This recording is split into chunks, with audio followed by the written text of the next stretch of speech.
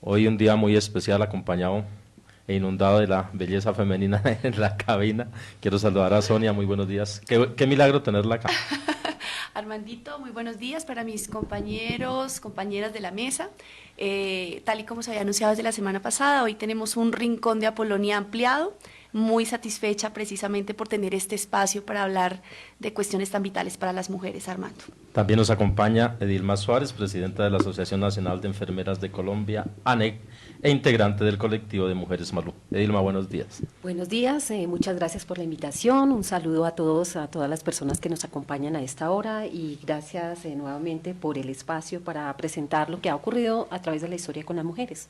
De igual manera, Diana Patricia Castañeda Cárdenas, doctoranda en Educación de la Universidad de La Salle y docente de la Secretaría de Educación. Buenos días. Muy buenos días a todos y todas, pues feliz también de estar compartiendo este espacio, agradezco pues la oportunidad de hablar de estas mujeres que son tan valiosas para la construcción de una Colombia nueva. Es bien importante que nosotras como mujeres alcemos la voz y miremos de qué manera podemos ayudar a construir este tejido que está en ciernes todavía, este tejido de país que todavía no sabemos por dónde coger, pero que tenemos que dar la lucha ahí todo el tiempo. También he invitado esta mañana a Duván, un exalumno que se está interesando por los medios de comunicación. Duván, buenos días. Buenos días, profesor. No, pues me interesa mucho este medio, ya que la gente está muy conectada con esto y las personas que no tienen la posibilidad de verlo en sus casas, pues lo pueden escuchar. Entonces, pues es algo que nos ayuda a enseñarnos muchas cosas nuevas. Vale. Con la dirección de Jairo Castro, la producción de Jorge González, el control de Linda Ortunduaga, les acompaña y conduce en esta mañana de sábado Armando Castillo González.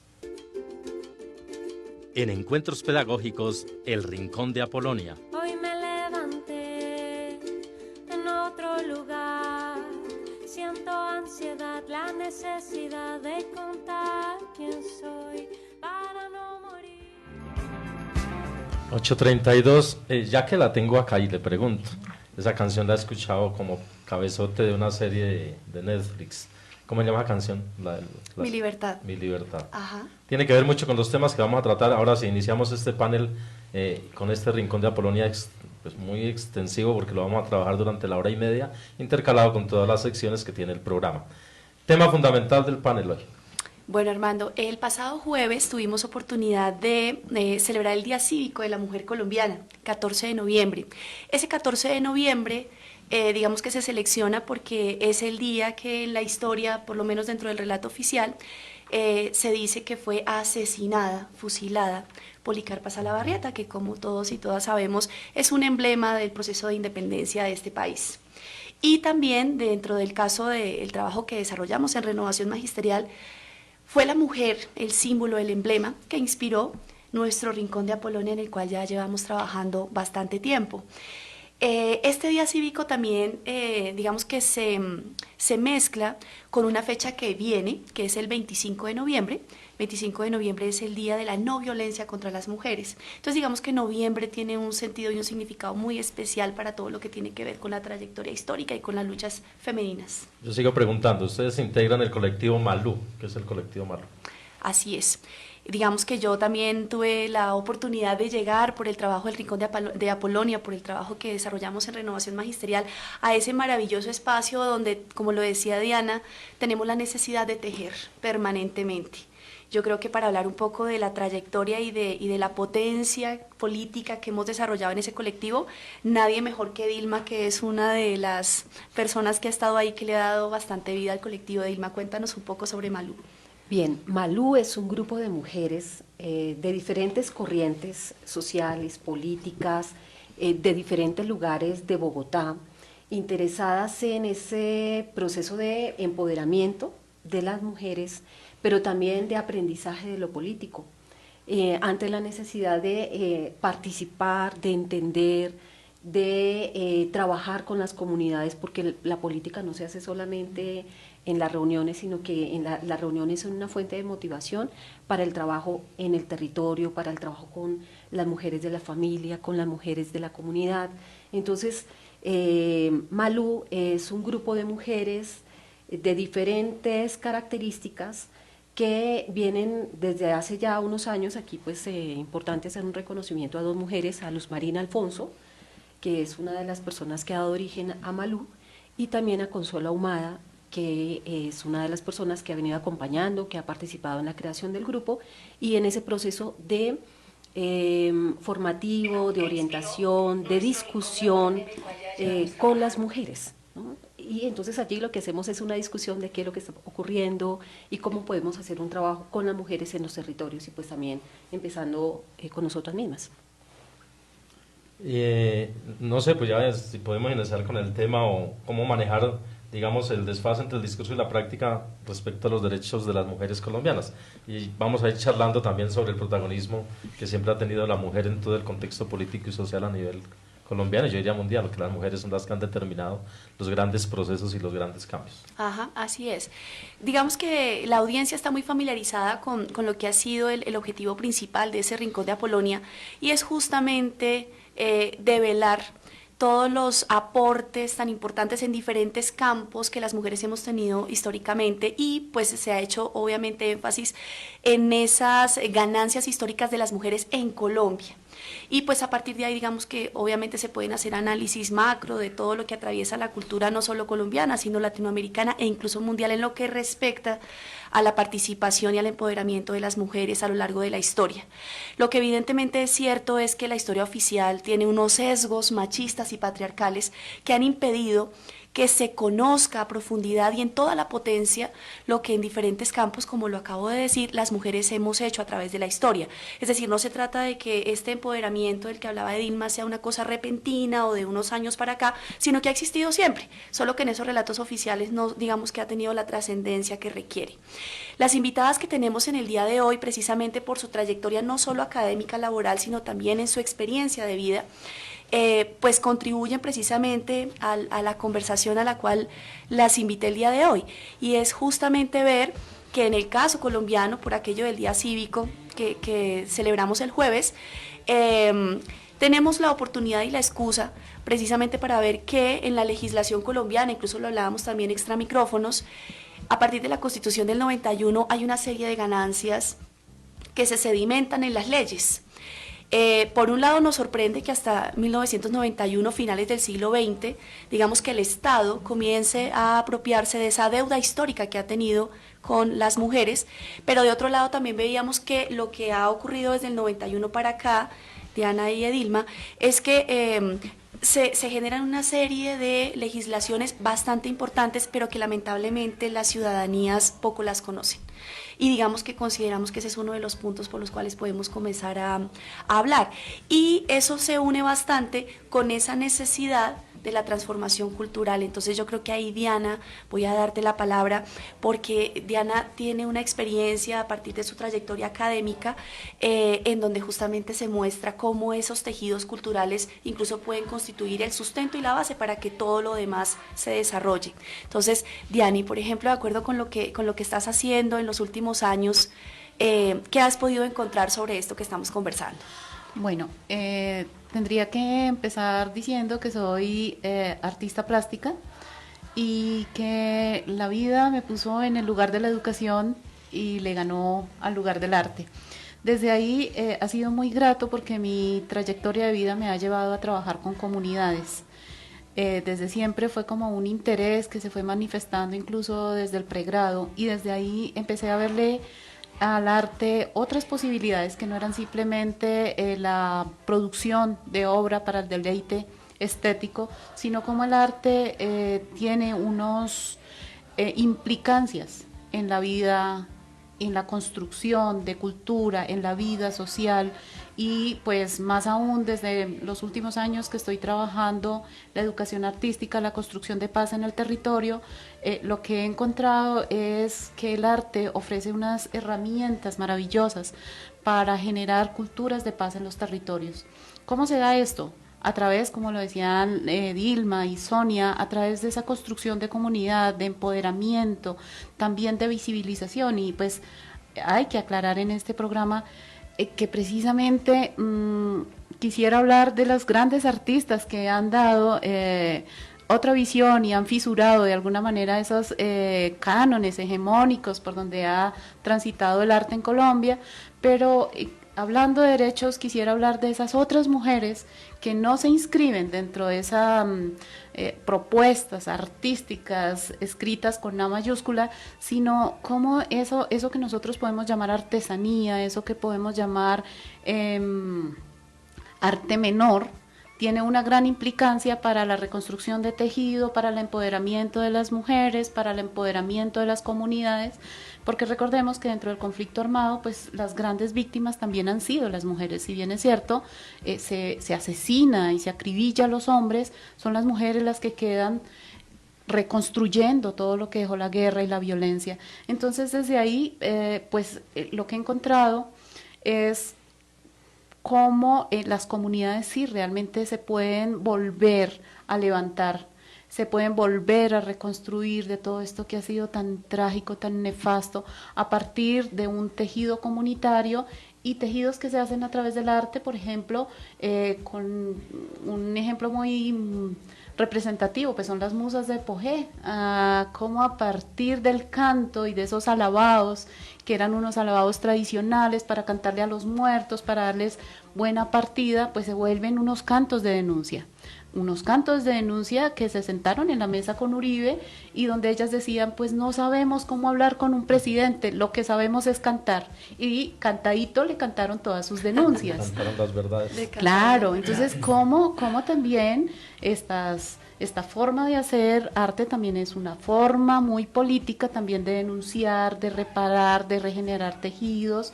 y sobre todo reconstruir estas comunidades tan dolidas por la violencia. Vamos a continuar mientras tanto con el panel, los derechos de la mujer en Colombia. Sigamos, Sonia. Vale, así es, Armando. Entonces, digamos que Diana ya nos ofrece esa contextualización de la necesidad de contribuir a esa transformación cultural. Definitivamente, las grandes revoluciones necesitan ese sustento en la cultura, en la transformación de la cotidianidad de la gente. De hecho, la audiencia lo sabe, la apuesta política del Rincón de Apolonia siempre ha sido que esa transformación cultural incluso inicia por las cosas más sutiles, en el uso del lenguaje, en la necesidad de que todo lo que se ha nombrado denota la forma en la cual lo entendemos, lo asumimos, lo significamos en el mundo. El lenguaje no es una construcción gratuita. El lenguaje tiene una intencionalidad y una carga política que determina esas formas de relacionarnos, determina justamente esas construcciones y cómo sedimentamos todas esas prácticas de sumisión, de esa herencia histórica de pronto que invisibiliza. Eso comienza en el lenguaje, definitivamente. Y ese lenguaje trasciende justamente a diferentes campos. Obviamente, pues de pronto en el ámbito en el que nos movemos la mayoría de quienes hacemos parte del equipo de renovación magisterial, lo evidenciamos en lo educativo, que evidentemente tiene mucha potencia. Pero Edilma, por ejemplo, cuyo espacio de trabajo es en el sector de la salud, también nos va a mostrar precisamente que allí hay un montón de tareas pendientes por hacer. Edilma.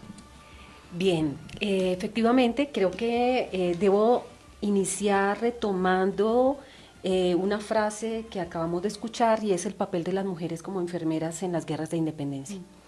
Entonces, enfermería, pese a que surge a comienzos del siglo pasado, la enfermería siempre ha estado allí porque desde la educación, en la educación de la básica primaria y la básica secundaria se enseñaba a las mujeres a cuidar a los hijos, al esposo y a los miembros de la familia. Y se le decía que primero estaba ese otro que ellas mismas. Y eso va a ocurrir durante el siglo XIX y durante el siglo XX hacia finales de 1970. En 1974 todavía se veían asignaturas como economía doméstica, sí, se veía bordado, se veía todo el tema de lo que ahora se pide tanto, que es los manuales de urbanidad de Carreño. Y lo peor que le pudo pasar a las mujeres es haber estudiado el manual de urbanidad de Carreño, porque el manual de urbanidad de Carreño lo que hace es decirle a la mujer cuál es su papel en la sociedad, cómo debe comportarse y por qué es inferior y subalterna del hombre. Someterla más. ¿Cómo? Exacto. Entonces pensar en ese momento en traer estos manuales de urbanidad es una defecio.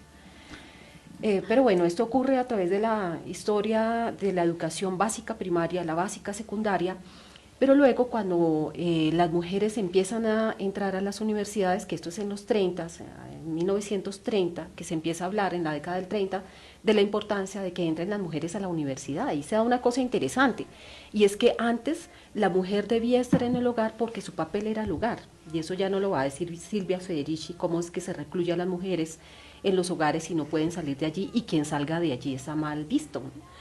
Entonces, en los 30 es el modelo capitalista el que ve la necesidad frente a la creación o a la ampliación de la industria norteamericana en Colombia, las empresas petroleras, todo el tema de las bananeras, la Winifred Company, que los campesinos empiezan a ser trabajadores y empiezan a enfermarse. Entonces hay que construir hospitales para poder atender a estas personas, no por la dignidad que tienen por ser personas, sino para hacerlos productivos frente a este modelo capitalista que se tenía en ese momento.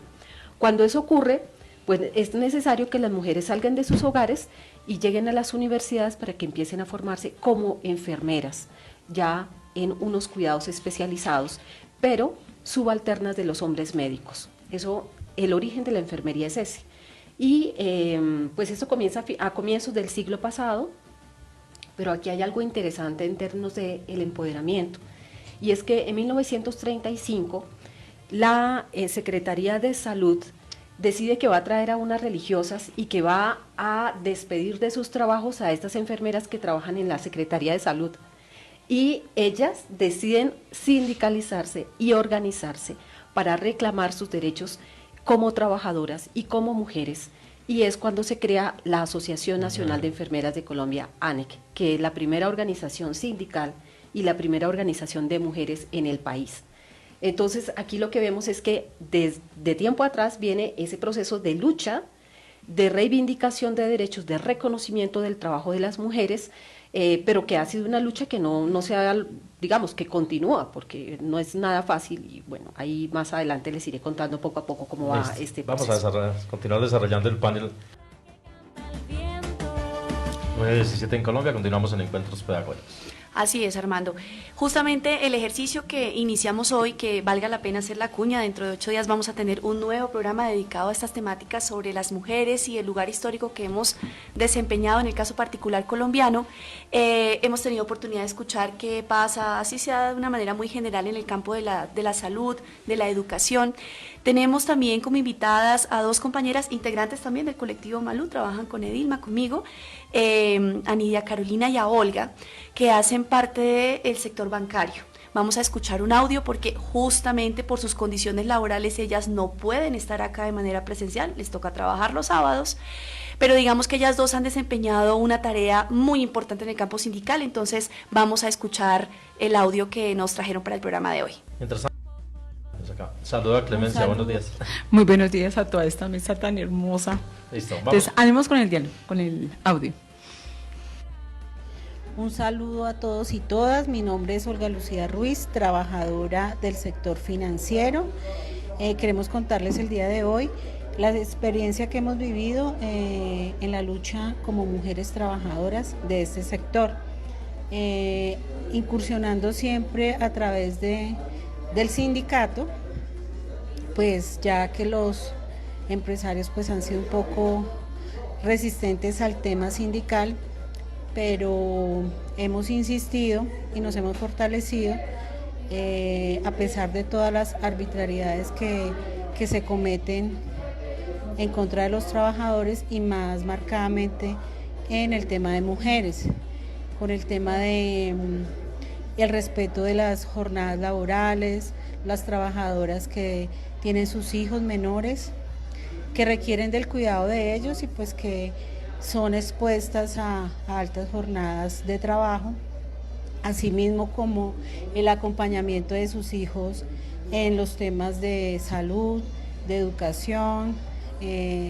Pues los empresarios siempre han sido muy resistentes al tema de otorgar estos permisos a las trabajadoras. Cada día hemos avanzado a pesar de estos tropiezos que se nos han presentado.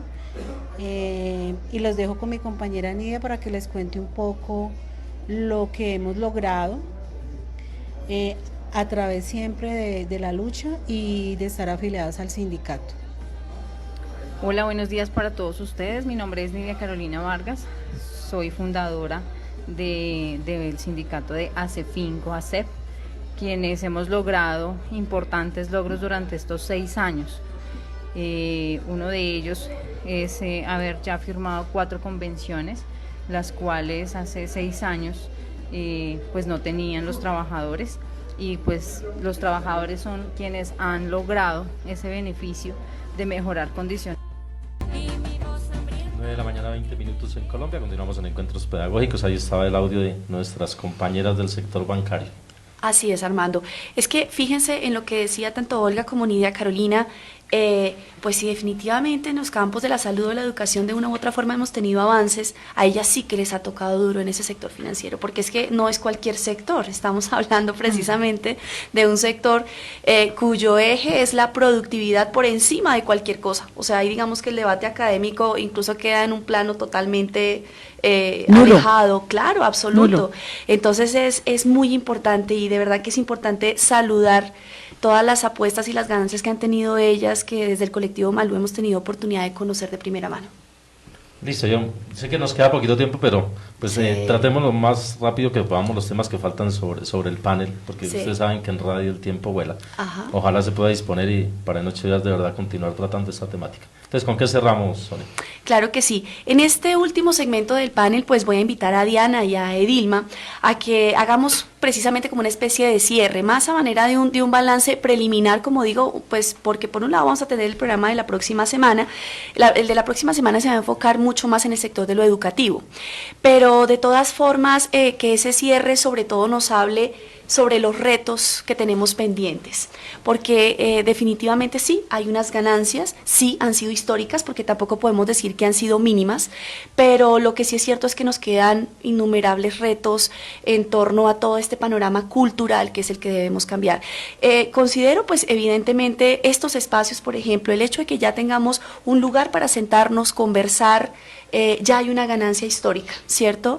Y definitivamente son esos espacios los que debemos seguir potenciando. Entonces, en estos últimos minutos, obviamente invitar, hay una coyuntura de la cual hemos hablado no solo extra micrófonos, sino durante todos estos meses, y es ese 21 de noviembre que ya llega, que también nos toca a las mujeres por todas las cuestiones que están en juego para nosotras también. Entonces, ¿quién inicia? ¿Edilma? Yo quiero comentar, tal vez tomando el nombre del programa, que a nivel nacional ha habido un discurso en el que se dice que es muy importante el papel de las mujeres, que se vinculen al cuidado, que se formen como enfermeras, pero eso se queda en el discurso, porque en la vida real las mujeres enfermeras o enfermería en general tiene bajos salarios, precarias condiciones laborales, un número excesivo de pacientes. Se habla de la humanización, pero es que lo primero que hay que humanizar es el trabajo de las personas que estamos allí.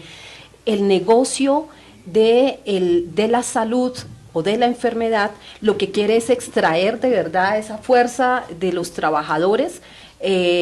Ahora las EPS, por ejemplo la Fundación Santa Fe de Bogotá está planteando unos turnos rotados donde la persona hace turno mañana, tarde, noche, conclusión no tiene derecho a estudiar, y eso lo están implementando en todos los hospitales. No tiene vida ni de familia, ni puede formarse, nada, es la negación de los derechos políticos de las mujeres, de los ciudadanos. Por eso la Asociación Nacional de Enfermeras de Colombia ha venido convocando al paro nacional.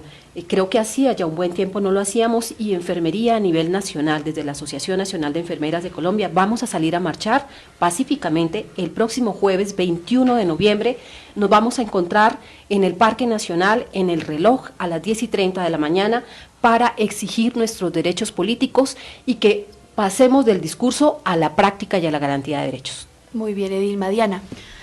Bueno, hablando de garantía de derechos, creo que la educación está muy en mora de incluir a las comunidades, y estas experiencias del arte comunitario, donde se están haciendo unos ejercicios de reparación simbólica, de justicia restaurativa, a través de esos vínculos que se tejen en el comunicar con el otro, el hacer con el otro, a partir de las apuestas artísticas, así como el restablecimiento de la dignidad y la aceptación de responsabilidades por parte de los victimarios, que son, digamos, unos elementos bien importantes de la justicia restaurativa, pues creo que la escuela tiene mucho que aprender de estas experiencias, teniendo en cuenta que la escuela y la educación son como los ejes por donde se pueden generar esas transformaciones culturales que tanto necesitamos y que este país tanto adolece. Entonces, desde ahí, pues también es la invitación a que desde el lugar que estemos también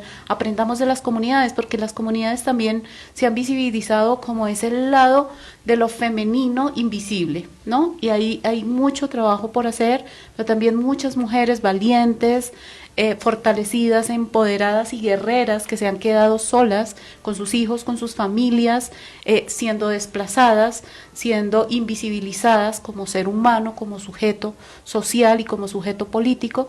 Desde ahí hay mucho que hacer desde la escuela, y creo que es muy necesario que empecemos a establecer esos diálogos entre comunidades, entre la comunidad de la salud, entre la comunidad de la educación, entre las comunidades políticas.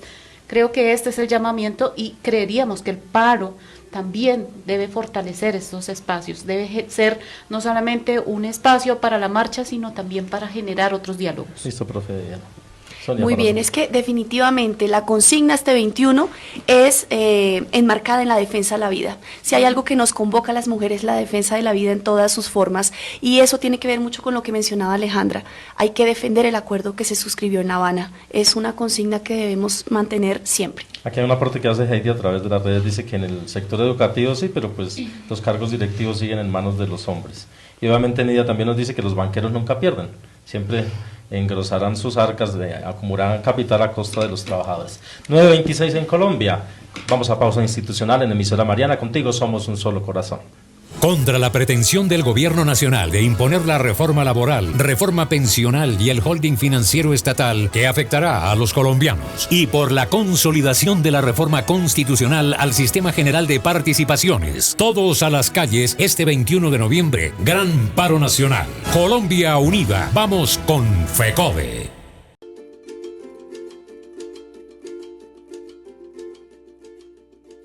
El sábado 23 de noviembre realizaremos en las instalaciones del IEPRI de la Universidad Nacional el encuentro de experiencias significativas de educación para la paz en colegios de Colombia. Con el propósito de contribuir a un mejor país a través del trabajo con las nuevas generaciones, múltiples educadores, organizaciones sociales e instituciones públicas y privadas vienen desarrollando diversas iniciativas dirigidas a educar para la paz. Muchos actores se están dedicando a crear y ejecutar procesos educativos de gran valor que con frecuencia no llegan a ser suficientemente conocidos, de manera que puedan lograr un impacto más amplio y sostenible.